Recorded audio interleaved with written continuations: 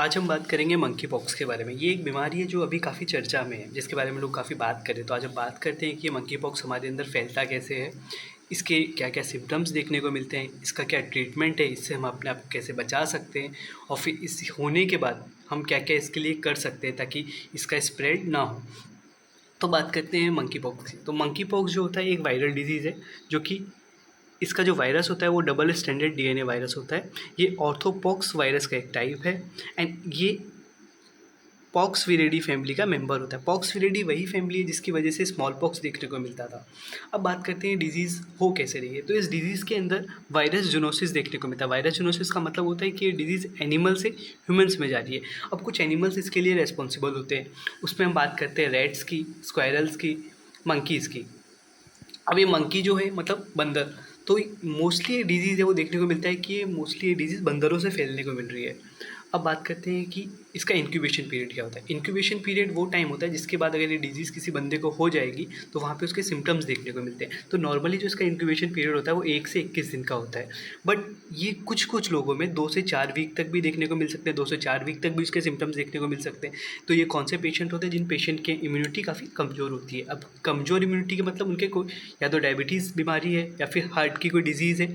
उन पेशेंट्स के अंदर इसकी जो लक्षण होंगे, इसके जो सिम्पटम्स होंगे वो अपन को 2 से 4 वीक तक भी देखने को मिल सकते हैं।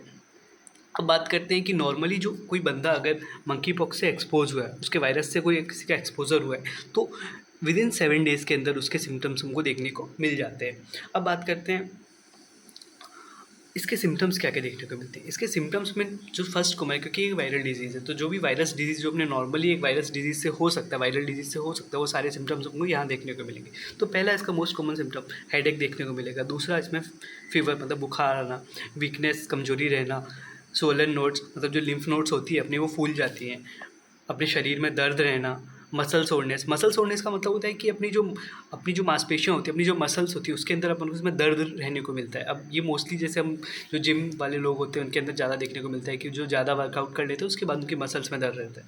तो अब बात करते हैं फिर इसमें लिथार्जी मतलब अपनी थकान रहना, फिर सोर थ्रोट मतलब गले में खराश रहना, फिर एक जो मोस्ट कॉमन इसका जो सिम्पटम आता है उसको अपन बोलते हैं पॉक्स रैश। अब पॉक्स रैश क्या होता है इसकी हम बात करते हैं।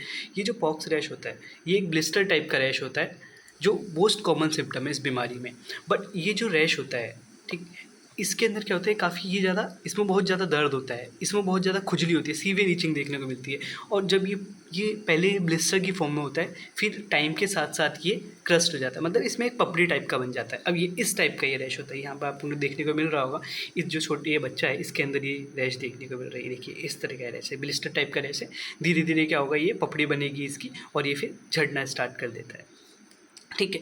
अब बात करते हैं इसका ट्रांसमिशन कैसे होगा। तो इसका ट्रांसमिशन 2 तरीके से हो सकता है, या तो एनिमल से ह्यूमन में हो सकता है या फिर ह्यूमन से ह्यूमन में हो सकता है।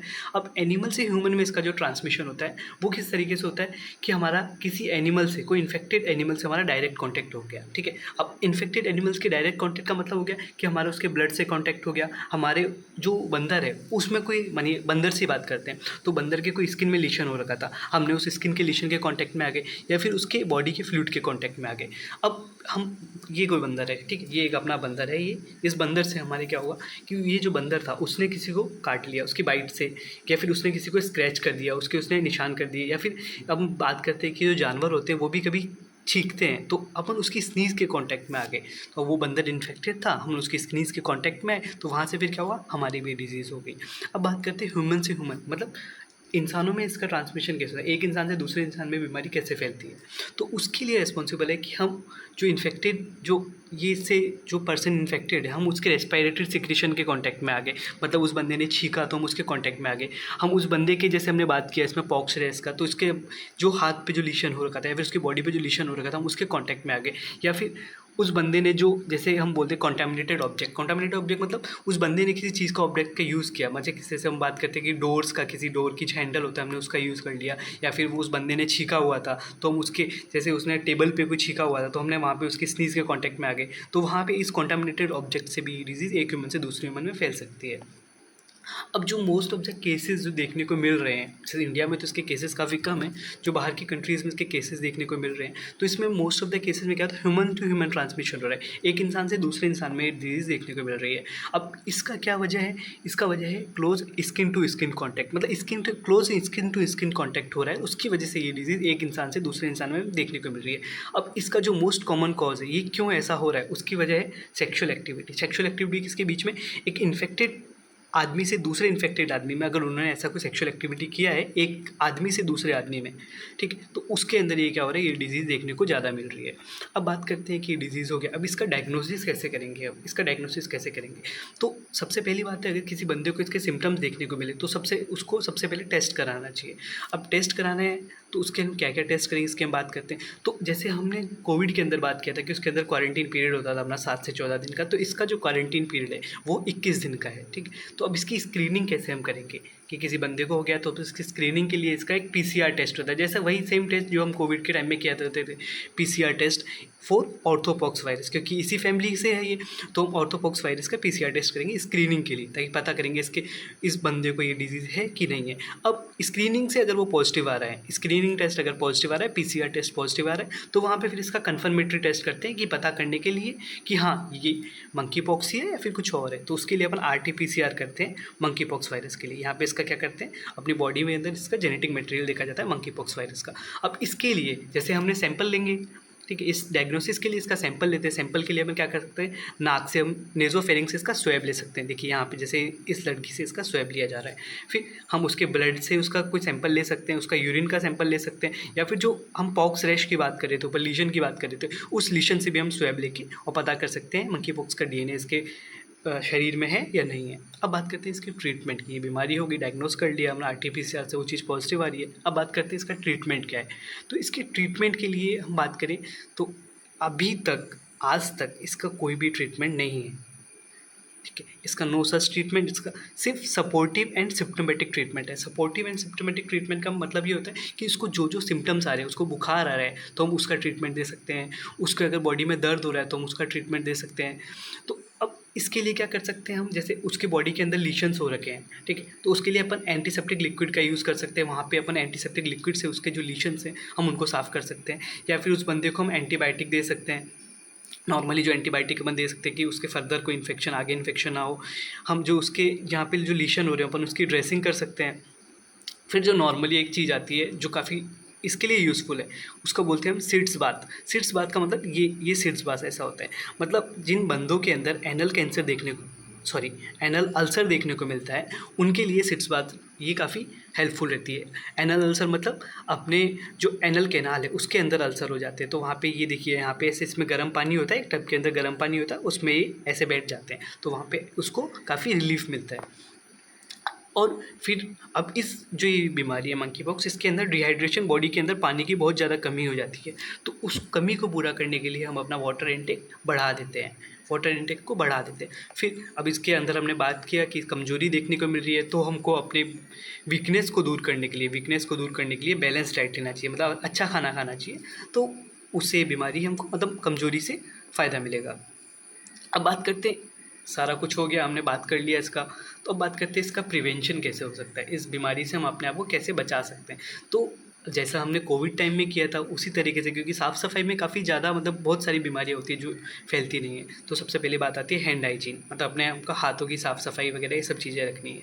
फिर ग्लव्स भी पहन सकते हैं हम, अगर हमको पता है ये इन्फेक्टेड एरिया है तो हम जा रहे हैं वहाँ पे, तो हम ग्लव्स पहन सकते हैं। फुल स्लीव के क्लॉथ पहन सकते हैं, मतलब पूरी बाजू की अपन शर्ट वगैरह पहन सकते हैं, ताकि अगर, एक तो ये बात है कि किसी बंदे, अगर कोई बंदा इन्फेक्टेड है, ठीक है, अगर वो फुल स्लीव का क्लॉथ पहनेगा तो वो जो उसके लीशन है, जो हाथ पे अगर कोई लीशन है, तो वो दूसरे बंदे के अंदर ट्रांसमिट नहीं होंगे। और कोई नॉर्मल बंदा है, अगर वो फुल स्लीव की क्लॉथ पहनेगा, तो अगर कोई मतलब इन्फेक्टेड पर्सन है जिसने सिर्फ टी शर्ट पहना हुआ है, तो उसके अगर बॉडी के हम टच में आएंगे तो भी वो कोई बीमारी हमारी direct skin to skin contact नहीं होगा। दूसरा, हम मास्क लगा सकते हैं, जैसे हमने बात किया कि ये रेस्पिरेटरी सिक्रीशन से फैल रहा है, जो कोई एनिमल्स हैं उसकी स्नीज़ वगैरह से फैल रहा है, तो वहाँ पे हम मास्क लगा सकते हैं, ताकि उसका जो रेस्पिरेटरी जो भी फ्लूइड्स वगैरह है वो हमारी डायरेक्ट कॉन्टैक्ट में ना आए।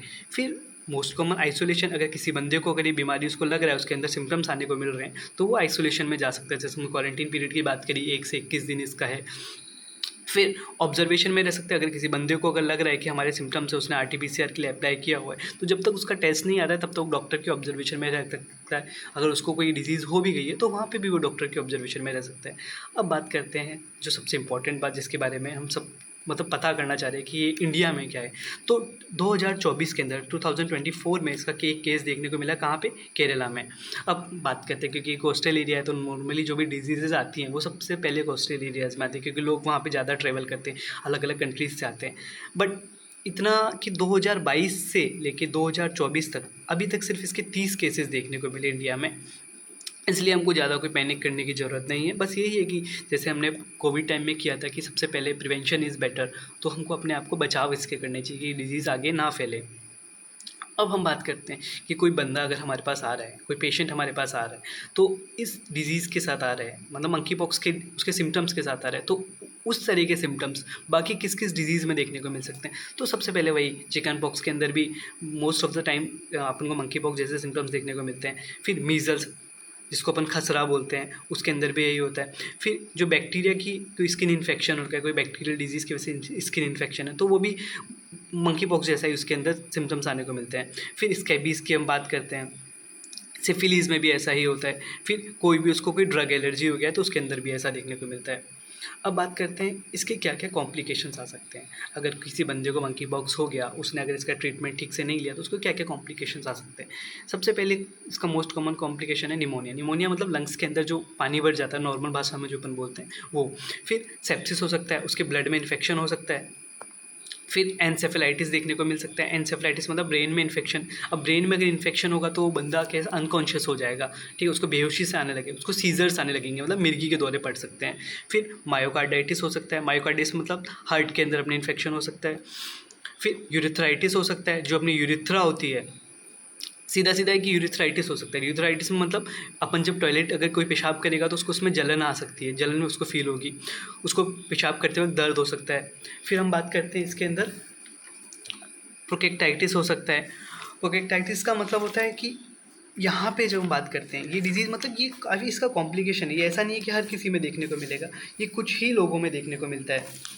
हम जब बात करते हैं प्रोकेक्टाइटिस की तो यहाँ पे क्या होता है कि जो उसकी एनल लाइनिंग होती है, जो उसकी एनल लाइनिंग होती है वो स्वेलन हो जाती है। क्या होता है, जो उसकी एनल लाइनिंग होती है वो स्वेलन हो जाती है। अब एनल लाइनिंग स्वेलन होगी तो जब भी वो डिफिकेशन मतलब अपने मोशंस को पास करेगा तो वहाँ पे उसको दर्द हो सकता है। फिर हम बात करते हैं बेलेनाइटिस भी हो सकता है। अब बेलेनाइटिस का मतलब होता है कि जो अपनी ग्लांस पेनिस होती है, ग्लांस पेनिस होती है वो स्वेलन हो जाती है, ग्लांस पेनिस स्वेलन हो जाती है। अब जब ग्लांस पेनिस स्वेलन हो जाएगी तो वहाँ पे क्या होगा, वो मतलब काफ़ी पेनफुल होगी, वहाँ पे रेडनेस हो जाएगी, क्योंकि ये अल्सर बॉडी में कहीं भी फैल सकता है, ठीक है। और इसका सबसे ज़्यादा जो लास्ट कॉम्प्लिकेशन है वो डेथ है। अगर उसने किसी ने ठीक से ट्रीटमेंट नहीं लिया तो वहाँ पे उसकी डेथ भी हो सकती है। तो मंकी पॉक्स के बारे में यही था। So thanks for watching. And ऐसा कुछ नहीं है कि ये बीमारी काफ़ी ज़्यादा कॉम्प्लिकेटेड है, तो मतलब सीधा भी इसका इतना फैला नहीं है इंडिया के अंदर, तो इसका बचाव ही इसका सबसे ज़्यादा है कि कोई अगर हमको दिख रहा है कोई ऐसे किसी के अंदर सिम्टम्स देखने को मिल रहे हैं तो वहाँ पे भी हम इसको कि बता सकते हैं कि हाँ ऐसा ऐसा हो सकता है। इस बीमारी के बारे में क्या क्या हमने अब सब कुछ बात किया है कि कैसे हो रहा है कैसे नहीं हो रहा है, इसके क्या क्या हमको सिम्टम्स देखने को मिल रहे हैं, क्या डायग्नोसिस है इसका, क्या ट्रीटमेंट है, तो वो सब हमने बात किया। Thank you.